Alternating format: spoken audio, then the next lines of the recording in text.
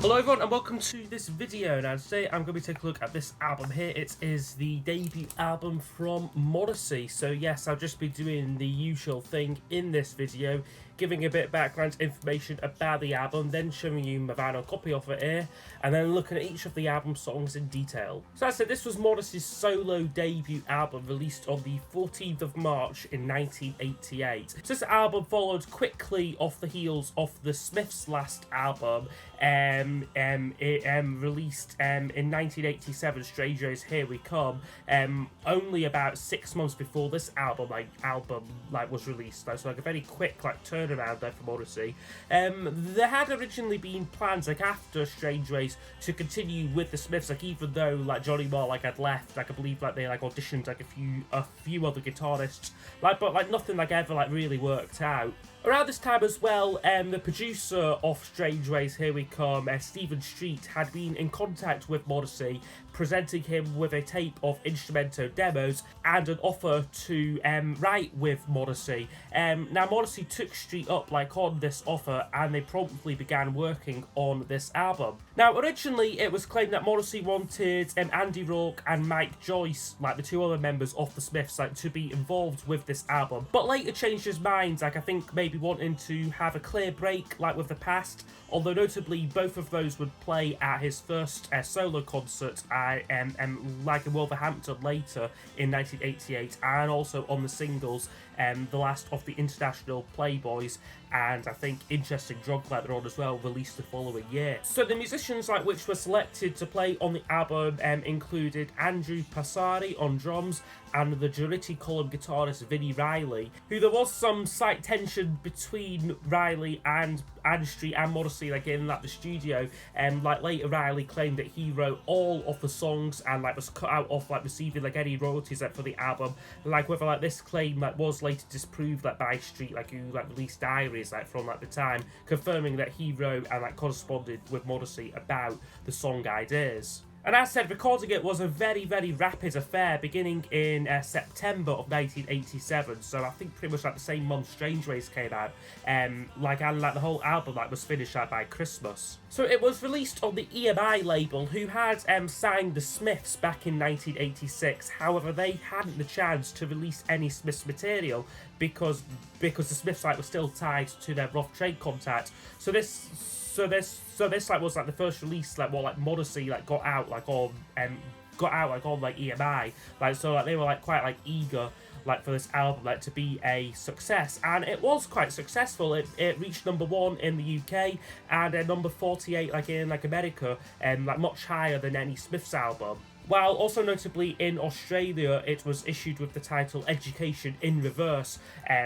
Maybe the record company there thought Viva was too much of a negative title or what have you. And it would later go gold in both countries, in both the UK and the US by 1993. Generally, it was well received by critics and was considered a worthy start to his solo career. However, many critics at the time noted its rather pedestrian pace, there's a lot of slower songs on this album, and also lamented the absence of Johnny Marr for more creative musical arrangements. So I wish I'll show you my vinyl copy of it here. This is a original UK pressing. It has been reissued with a slightly different cover. I think it's the same picture, but just a slightly different font on the top, but also quite a different track listed. I think one of the tracks has been omitted in place of a demo, which is really annoying. But this is thankfully I have got the original of it here. Comes with the inner sleeve, which has again another picture of Morrissey there, all the lyrics to the songs, which is very nice. And the label itself, as said, is on the EMI, the HMV His Master's Voice label, which is quite nice to see. So yeah, that's the vinyl record looked at. Okay, so I'll now go over each of the album's songs in detail. So I will score each track out of 10, and then use those scores to give us a overall percentage marking for the album.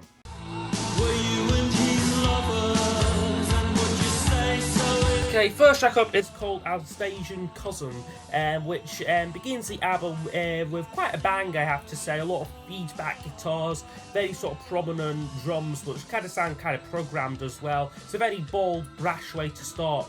his solo career. Just for me, it's a 7 out of 10 song. It's not very memorable, this one, for me. There's not much of a melody going on, and I would say it really feels dated, this track. I'd say like a lot more so than any Smith song, like which most of them sound very timeless, whereas this one here you can tell like you're listening to like a late 80s album. And it's just like a barrage of noise, really, like the screeching guitar like continues like through the song, and it is a bit much, but it is a good album owner. It certainly grabs your attention, like just for like how sort of like bold it is. So yeah, for me that one would get a 7 out of 10.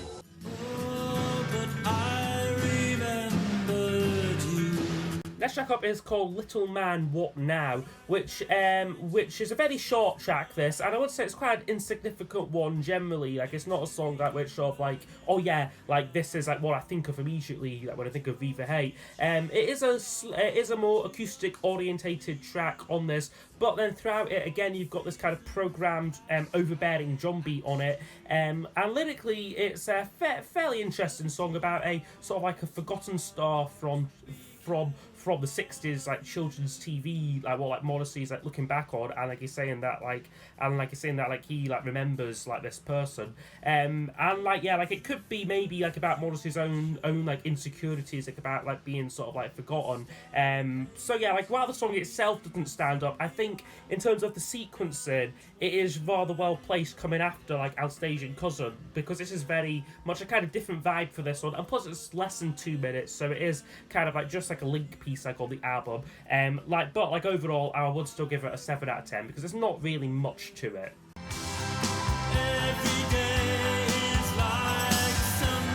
Next song up is the first classic on the album. It's Every Day Is Like Sunday, which yeah is a fantastic song. Great production on it, very kind of similar vibe to where the Smiths were going on the Strange Ways album, with a lot more synths and string textures on it, but also reminds me a bit of like Echo and the Bunnymen, like Ocean Rain sort of album, like as well. Lyrically, it's a look at a kind of like a bleak seaside town, like past like its prime, like apparently like inspired like by like a novel, like where like a group of people awaits like nuclear destruction upon their town. But for me, this song really reminds me of when I was in Lowestoft like last year. Like it was on a Sunday as well, so all the businesses were closed. It was a grey day. Like me and my dad were like in like the Broads, but it was just completely like grey day, and it was immediately this song, like all that the images like there was right there like in front of me kind of thing. So that's immediately like what I think of like when I think of like this track, just a really sleepy town with nothing going on like in it. But it did capture people's imagination. It was a number 9 hit here in the UK and remains to this day one of his most iconic songs. So yeah, Every Day Is Like Sunday would come in, yeah, yeah, for me would be a 10 out of 10.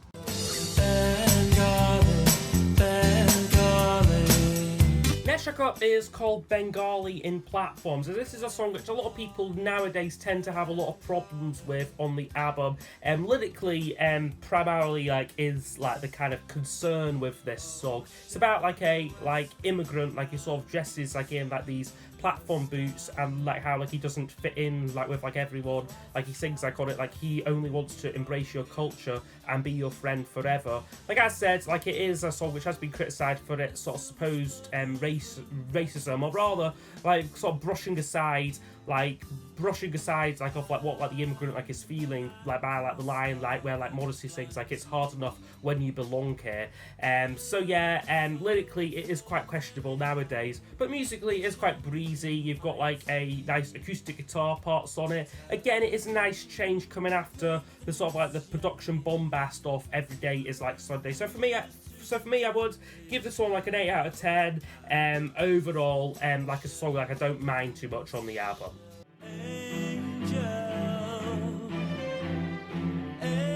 Next one up is called Angel, Angel, Down We Go Together, which is a dramatic sort of string-based track, although it certainly sounds like it was all done like on synthesizers. Apparently this was the whole sort of catalyst like for the album. This was the first demo which Stephen Street sent to Morrissey, and like I said, like sort of like became like the catalyst like for the whole album. It's another fairly short song. This is shortest in fact like in Morrissey's whole career, and like lyrically like like I've read that it was actually directed like at like Johnny Marr, like but like there are like lines in it like where like you think, is it really like when like he sings like "But I love you more than life"? It does make me doubt that somewhat. But I do like the song. I think because it is very short, it doesn't overstay its welcome.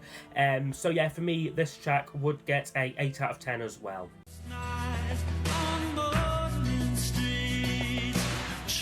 Okay, and then side one closes with Late Night Maudlin Street, which is another good song. It's quite a personal song lyrically about Morrissey's upbringing. Like he says that I was born here and I was raised here and I took some stick here. Ultimately, it's kind of about him or kind of someone leaving home and sort of like recounting memories like of like their childhood home, like both like the good like and the bad.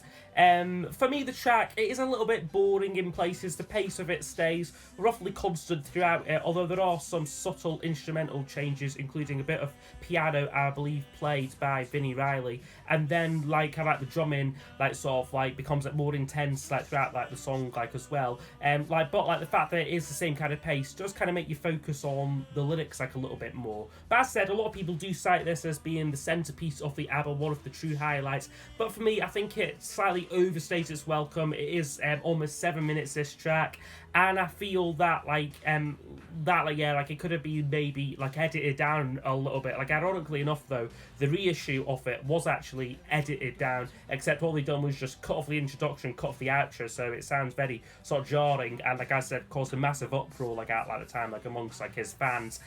But yeah, for me, Late Night Maudlin Street would still get like an 8 out of 10 because it is a song which I do enjoy while it's on. Why do you come here when you know it makes things hard? Next track up, which opens up side 2, is Suedehead, which is another classic song. It was Morrissey's first solo single, and it was, for me, probably the best song he could have released to kick off his solo career. It's a very upbeat song musically, with great punchy production and excellent guitar playing from Riley. Definitely for me the most Smithsy sounding song like on the album. Like you can almost sort of picture Johnny Marr playing this song. Some great lyrics on it as well. Like I love like the line like "You had to sneak into my room just to read my diary. It was just to see all the things I knew I've written about you. Oh, so many illustrations." Apparently like at the time he was very nervous about releasing this song, like because he really wasn't sure like what the reception to it would be like. However, I don't think it could have got a better reception, to be honest with you, because this song reached number 5 in the UK charts, higher than any Smith single. A really great song here, really successful single, like as I said, and another classic, another 10 out of 10 for me. I want to see all my friends tonight. Next track up is called "Break Up the Family," which is another favourite track of mine, and another song which I think is worthy of a 10 out of 10. It's a very, as I said, atmospheric song this. I love the way it builds. It kind of starts off with quite a bare like introduction, really just Morris's voice, but then like some other instruments are slowly added. You get a great bass groove on it, which gives it a real sort of more soulful, almost kind of low-key funk flavour to it. And plus you've got some really great lyrics on it, like he's sort of singing, "I'm so glad to grow older, to move away from those younger years. I'm now in love for the first time and I don't feel bad." And he also sort of sings on it like wishing that he could see some of like his older friends like he's grown apart from. Sings like, "Let me see all my old friends, let me put my arms around them, because I really do love them. Now does that sound mad?" And just the way he's singing it just has this kind of feeling of yearning, of like kind of wanting to return like to like your past kind of thing. For me, a really good song, really sort of like almost relatable song, I think, and another great track for me. A 10 out of 10 for "Break Up the Family."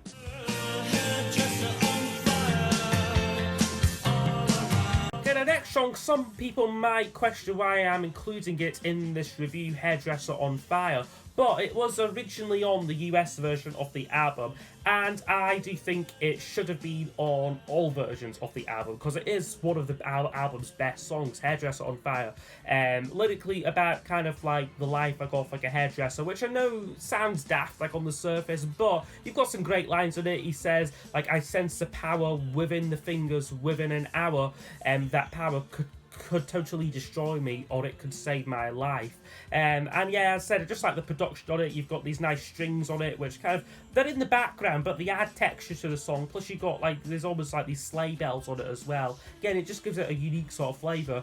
And then to top it all off, a brilliant guitar solo from Vinnie Riley. For me, the perfect song, and it was issued originally like as the B-side to Suedehead. So a great first single there, like from Morrissey. But as I said, a crime that it really was like only a B-side, because for me, it should have been included on all versions of the album. But yeah, like on the US version. And for me, I'll give it a 10 out of 10.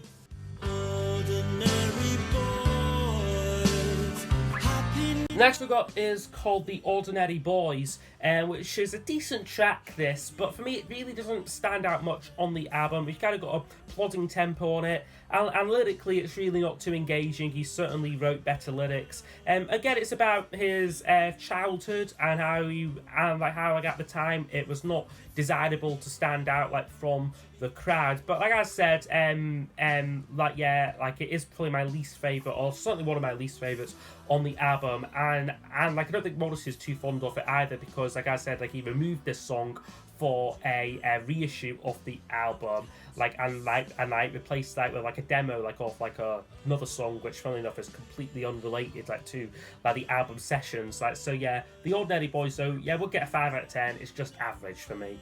I don't mind if you forget me. And thankfully the album picks up a little bit with I Don't Mind If You Forget Me, which is a really good upbeat rocker, this one here. Vinnie Riley is all over this song, that's sort of like he's shredding like all over like this song, and it does sound a bit, I don't want to say like messy, but it kind of fits the song, I think. And lyrically it's about someone who has I guess maybe changed their tone in their communications with you. Like one of the verses is, so now you're sending me your hardened regards when once you'd send me love. Sincerely, I must tell you, your mild best wishes, they make me suspicious. So it is a good song. It's really catchy. Again, the production on it is it is dated again, this song, but it's just a bit of fun for me. Like on like an album like which hasn't got a lot of fun on it. Like a track like this just really like gets like your toe tapping, gets you dancing a bit, and yeah, I think is for me, I think is a really good song on the album. So that one will get a 9 out of 10.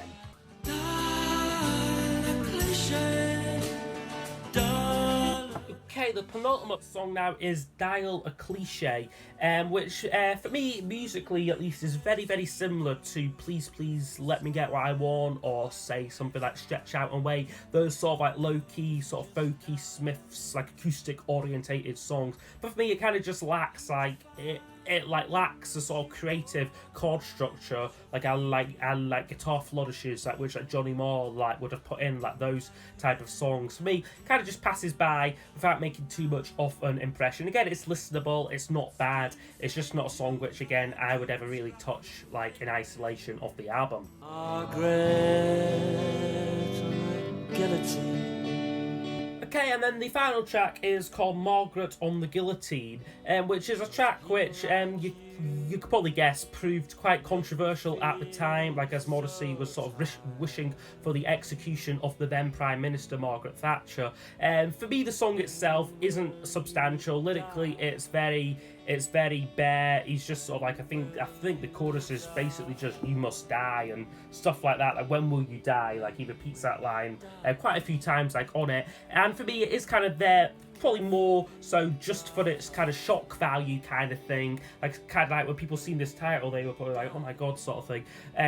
But for me, say like Elvis Costello's song "Tramp the Dirt Down" sort of deals with the same subject, like with a lot more bite and a lot more substance. Like, kind of comparing those two songs, it's kind of like night and day. Like, who, like, I don't want to say like the stronger songwriter was, but like stronger songwriter was, but certainly like who composed the strongest song like out of these two. And then the album kind of just goes on a bit. It ends with some acoustic noodling from Vinnie Riley, and then like I said, the sound like off like this guillotine kind of coming down, very grim, very dramatic way to end the album. But for me, yeah, just again, not much of a song, and not one again I ever really go to outside of the album.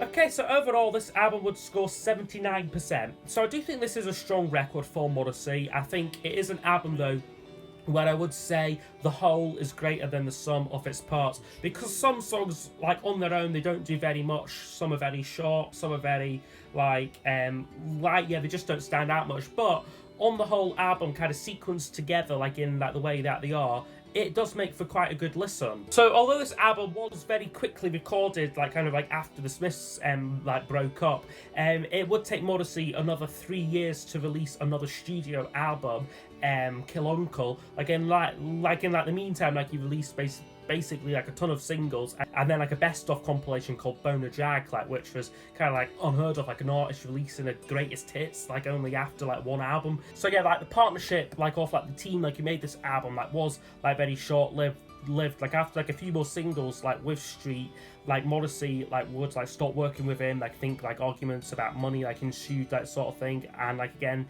like I don't think they've managed like to like reconcile like their differences. And like while like he would continue to make some half decent albums like in like the 90s, I do probably think Your Arsenal is probably a bit stronger and probably Vauxhall and I. This is still not a bad album. Like there are again some Stone Cold classics on it, like but also a fair bit of filler on here as well. So yeah, that's been my review of Morrissey's Viva Hate. So yes, I would be interested to know what you think of this album in the comments below, and I will see you all next time for the next video. Goodbye.